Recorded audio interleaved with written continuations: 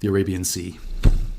Just after midnight, local time, somewhere on the dark water north of the strait that moves nearly a fifth of the world's oil, a 295-meter container ship is running with its engines at full power, and its crew is ignoring every single warning coming over the radio. This is the story of the Tusca, a ship most of the world had never heard of until the night it became the center of a naval showdown between the United States and Iran. And the first non-military Iranian vessel, the U.S., is known to have struck during the entire 2026 war. To understand why this ship mattered, you have to go back a week earlier.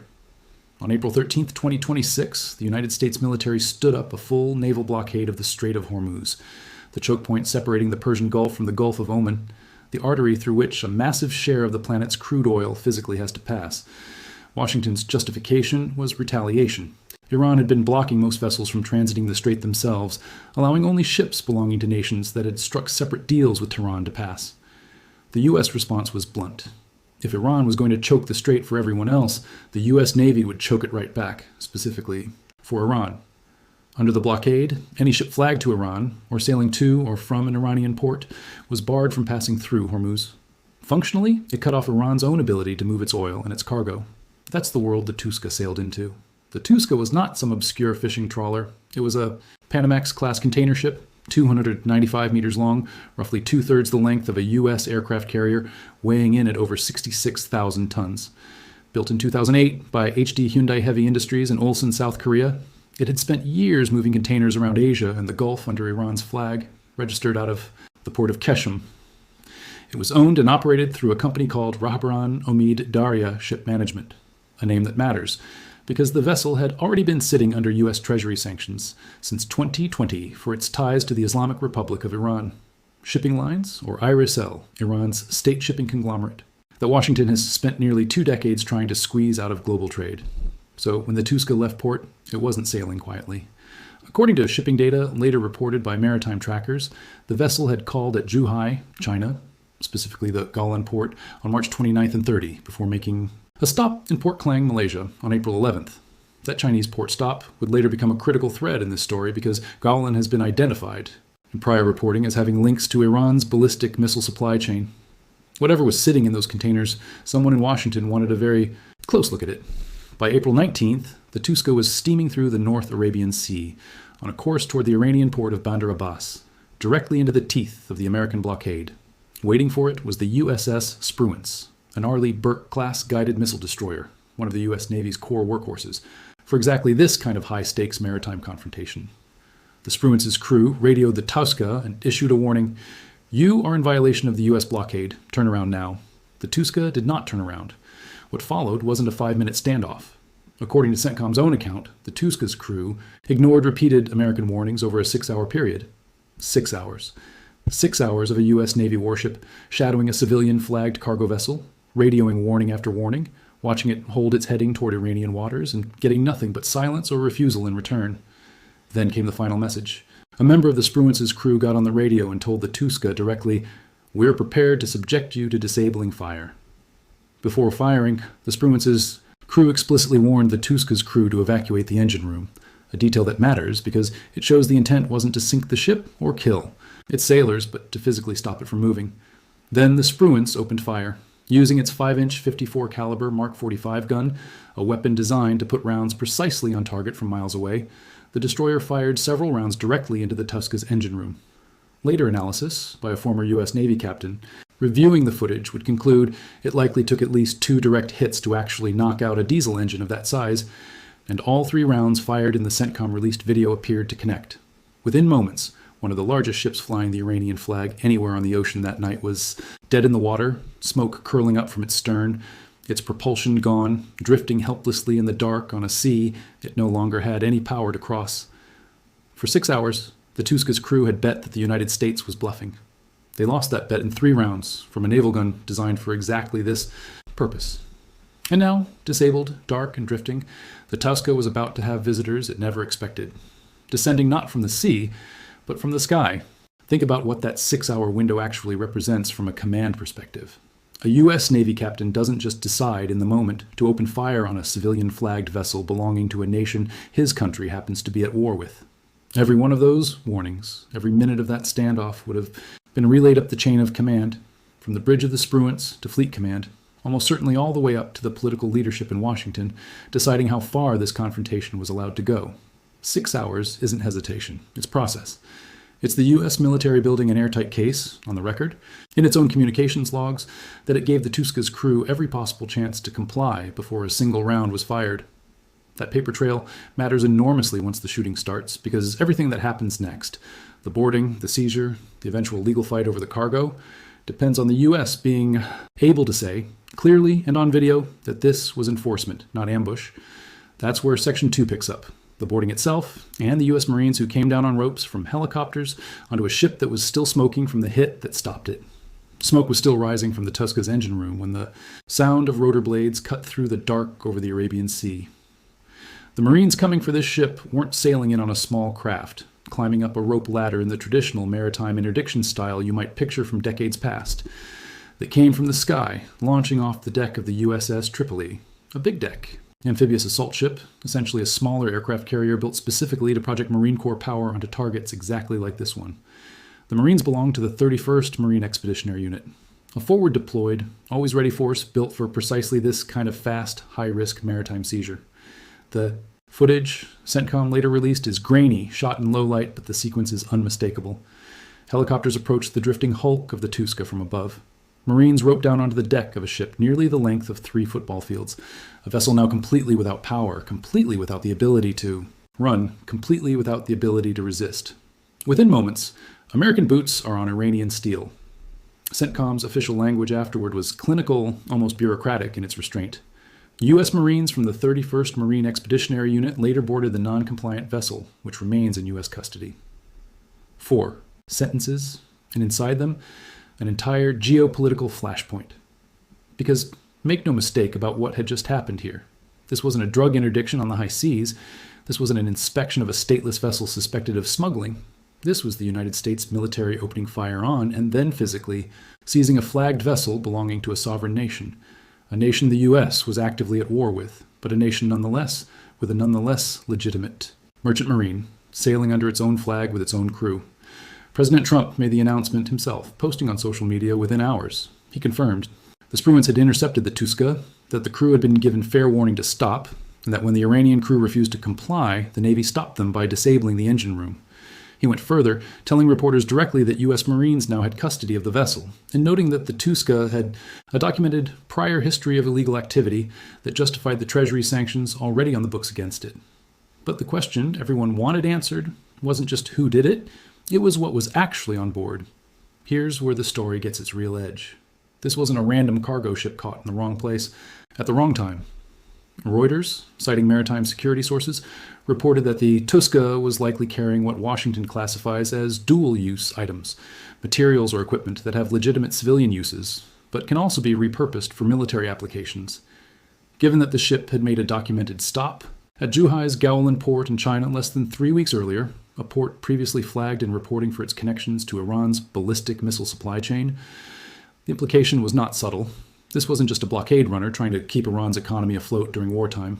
This may have been a vessel moving components that could feed directly into Iran's weapons programs. President Trump seemed to confirm the search was already underway, posting that American sailors were, in his words, seeing what's on board. Legal analysts consulted by CNN raised an even sharper possibility afterward, that whatever cargo was found could ultimately be treated as spoils of war, meaning the U.S. wouldn't just be holding the ship, it could potentially claim and repurpose whatever was inside. Those containers under the legal doctrines that apply to captured enemy material during an active armed conflict. Iran's response was immediate, and it was furious. Iran's top joint military command, Khatam al-Anbiya, accused the United States of violating an existing ceasefire arrangement by opening fire on what it characterized as one of Iran's commercial vessels. State-linked media outlets, including Tasnim News Agency, affiliated with the Islamic Revolutionary Guard Corps, carried Tehran's framing loudly. This wasn't law enforcement, this was an act of war against a civilian ship, and Iran vowed retaliation.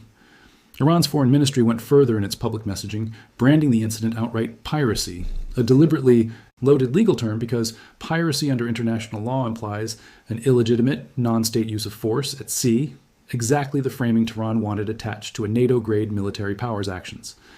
Iran's government demanded the immediate release of both the ship and its 22 crew members. Notice, too, what wasn't in dispute. Nobody on either side claimed the Tusca had simply wandered off course by accident or that this was some kind of tragic misunderstanding at sea. Iran's own framing conceded the ship had been sailing exactly where it was reported to be, doing exactly what it was reported to be doing, running toward. Bandar Abbas, in defiance of an American blockade it considered illegitimate in the first place. The entire fight, from the very first hour, was never really about the facts of what happened. It was about who had the legal right to stop a ship on the open ocean during an active war, and what happens to that ship, its crew and its cargo, once it's stopped. And this is the moment where the story stopped being just a naval incident and started reshaping the diplomatic chessboard of the entire war. Because at the exact moment the Spruance was lining up its shot on the Tusca's engine room, the United States and Iran were supposed to be just days away from sitting down at the negotiating table in Islamabad, Pakistan, in an attempt to actually end the broader 2026 war between them. The seizure of the Tusca didn't just disable a ship, it very nearly disabled the peace talks themselves, and that's exactly where the story goes next.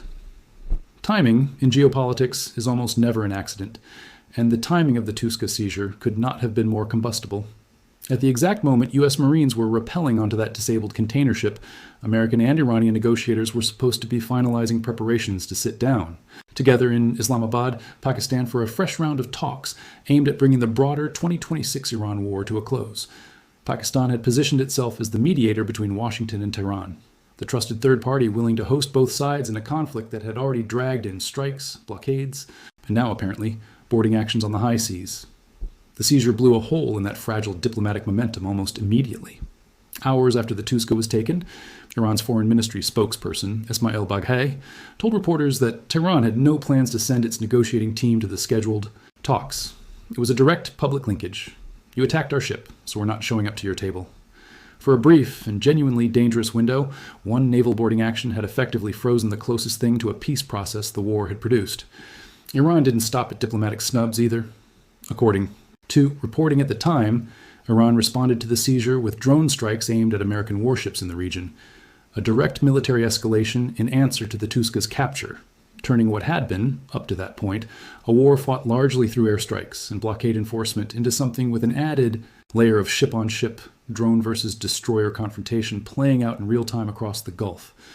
Iran's political leadership, meanwhile, worked to reframe the entire narrative around oil markets and global economic pressure rather than just military escalation.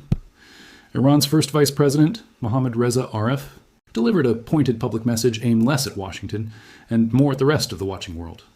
The choice, he said, was between a free and open oil market for everyone, or continued high costs for everyone, and that stability in global fuel prices depended on ending the economic and military pressure, campaign against Iran and its allies. It was a not-so-subtle warning wrapped in economic language. Keep squeezing us, and the whole world's fuel prices come with it. And Iran wasn't bluffing about broader retaliation against maritime traffic, either. In a separate incident that underscored just how fragile the entire Strait of Hormuz corridor had become, Iranian forces at one point boarded a Marshall Islands flagged vessel, the merchant ship Maersk Tigris, after Iranian patrol boats fired warning shots across its bow and diverted it toward an Iranian port. The parallel was impossible to ignore. Two nations, each now boarding ships in the same waters, each claiming the other side had crossed a line first. Back on the diplomatic side, though, something unexpected happened. Rather than the Tusca seizure permanently torching the negotiation track, Pakistan's mediators kept working the phones. And roughly 2 weeks later, in early May 2026, the situation took a genuinely de-escalatory turn. The United States transferred all 22 crew members of the Tusca into Pakistani custody, explicitly framed as what Pakistan's foreign ministry called a confidence-building measure between Washington and Tehran. CENTCOM spokesman Captain Tim Hawkins confirmed the crew had been formally handed over for repatriation, and Pakistan's government confirmed the sailors would ultimately be returned home to Iran. It was a remarkable pivot. The same seizure that had nearly derailed peace talks in April became, by May, a tool for rebuilding a small amount of trust between two nations still technically at war. Proof that even the most inflammatory incidents in this conflict were being managed with at least one eye on how to eventually walk them back. But the ship itself stayed exactly where the U.S. Navy had left it, in American custody. The Tusca, and whatever was ultimately determined to be inside its containers, remained seized. Unlike the crew, there was no reported confidence-building handover of the vessel or its cargo back to Iran. If the ship really was carrying dual-use materials tied to Iran's weapons supply chain, that cargo effectively became a one-way transaction. Iran got its sailors back, but not its ship, and almost certainly not whatever those sailors had been transporting. Legal scholars and analysts, cited across multiple outlets in the days after the boarding, kept returning to the same uneasy question that this entire episode raised for the future of maritime law. If a nation at active war can fire on and seize a merchant vessel flying an enemy flag, disable it with a naval gun, and then claim its cargo as spoils of war, where exactly is the line between a legitimate wartime blockade enforcement action and what Iran was publicly branding as piracy at sea and state terrorism?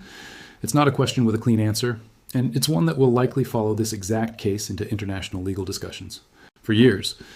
There's also a quieter, less discussed layer to this story worth pulling out: the role Pakistan played across the entire episode. Islamabad wasn't just a neutral meeting room for talks that almost collapsed. It became the actual physical conduit through which de-escalation happened. Handing the Tusca's crew to a third country, rather than directly back to Iran, let both Washington and Tehran take a step toward calming the situation without either side having to negotiate face-to-face in the direct aftermath of a shooting incident.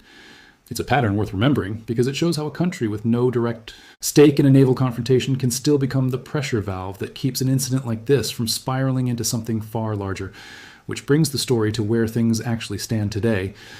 Because the Tusca incident wasn't an isolated flashpoint. It was one link in a much longer chain of maritime interdictions that the U.S. kept running well beyond April, and understanding what came after is the only way to see the full picture of what this operation actually set in motion. As of today, August 8th, 2026, the Tusca boarding sits nearly 4 months back in the timeline of the 2026 Iran war. But it hasn't faded into a footnote. It's still one of the clearest single flashpoints analysts point back to when explaining how this war actually escalated at sea.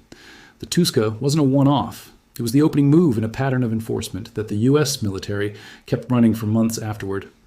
And that pattern tells you almost everything about how seriously Washington was willing to treat its blockade of Iran. Just days after the Tusca boarding, the Pentagon confirmed it had detained yet another vessel, an oil tanker, the MT Tafani, sanctioned specifically for transporting Iranian crude oil, intercepted this time not in the Gulf at all, but thousands of miles away in the Bay of Bengal, the body of water linking India and Southeast Asia. The Pentagon's own description of the action used careful legal language. U.S. forces had conducted what it called a right of visit maritime interdiction, and stressed that it happened without an incident, a phrase clearly chosen to draw a contrast with the far more violent, far more dramatic seizure of the Tusca just days earlier. That contrast matters. It tells you the Tusca boarding wasn't really about one ship. It was a message, a live demonstration, broadcast in CENTCOM's own video footage, of exactly what would happen to any vessel that tried to run the blockade and ignore 6 hours of warnings. After the Tusca, other captains got the message, without needing a warning shot fired into their own engine rooms. Iran, for its part, never stopped calling the entire episode an act of piracy. It's foreign. Ministry doubled down on that framing in the weeks that followed, explicitly describing both the Tusca boarding and the later Tafani interdiction together as piracy at sea and state terrorism, language designed to build an international legal and diplomatic case against Washington's blockade enforcement tactics, even as Iran simultaneously worked through Pakistani mediators to get its own sailors back. So what actually happened to the ship itself, long term? Publicly available tracking and reporting confirmed the Tusca remained in U.S. custody following the seizure. Its status, as documented in maritime records, listed simply as active but under American control, seized in the Strait of Hormuz. As of this, reporting on August 8, 2026, there is still no public record of the vessel being returned to Iran or to its operating company, Rahbaran Omid Darya Ship. Management. The crew went home in May. The ship, as far as the public record shows, still hasn't. Now step back and look at the bigger picture this single night reveals about the 2026 Iran war as a whole.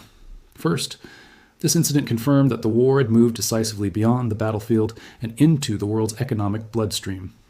The Strait of Hormuz isn't just a strategic waterway. It's one of the most important arteries in the entire global economy, and both sides understood exactly what they were doing by turning it into a battleground. Iran's decision to restrict most shipping through the strait triggered America's counter-blockade. America's counter-blockade triggered the confrontation with the Tusca, and the Tusca confrontation triggered real-world economic consequences. Almost immediately, within days, Kuwait was forced to declare force majeure on some of its crude oil and refined product shipments, unable to guarantee deliveries because of the disruption running through Hormuz. This wasn't an abstract military story. It was already showing up in fuel markets and shipping contracts around the world.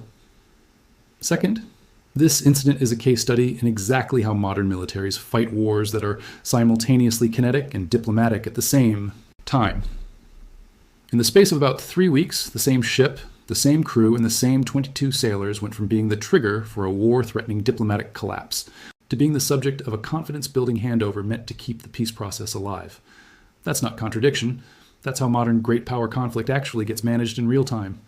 Militaries fire real rounds from real 5-inch guns into real engine rooms, and diplomats use the exact same incident 3 weeks later as leverage to rebuild trust. Both things were true. Both things happened because of the same 6 hours on the same stretch of dark water. And third, this incident leaves behind a genuinely open legal question that outlasts the war itself.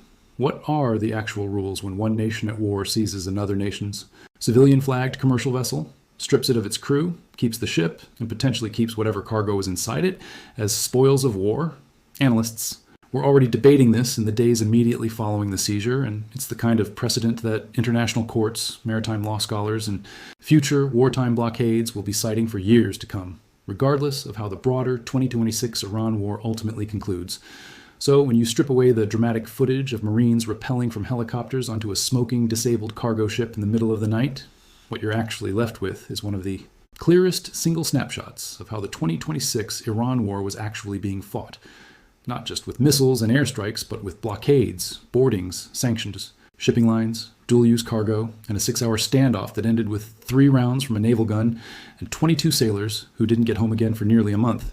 The Tusca is still, as far as the public record shows today, August 8th, 2026, sitting in American hands. Its crew made it home months ago, and the war it became one small explosive chapter of is still being fought, on the water, at the negotiating table, and in the fuel markets of the entire world, long after the smoke cleared from that engine room. If there's one image to take away from this whole story, it's the split screen of it. On one side, a guided missile destroyer's 5-inch gun putting rounds into an engine room in the middle of the night, and Marines rappelling down ropes onto a smoking deck. On the other side, just weeks later, the same crew from that same ship walking free through a handover in Pakistan, framed by diplomats on both sides as a step toward peace. That's the real story of the Tusca. Not one dramatic night on the water, but proof of how thin the line has become between an act of war and an act of diplomacy, and how fast one can turn into the other when the stakes are this high.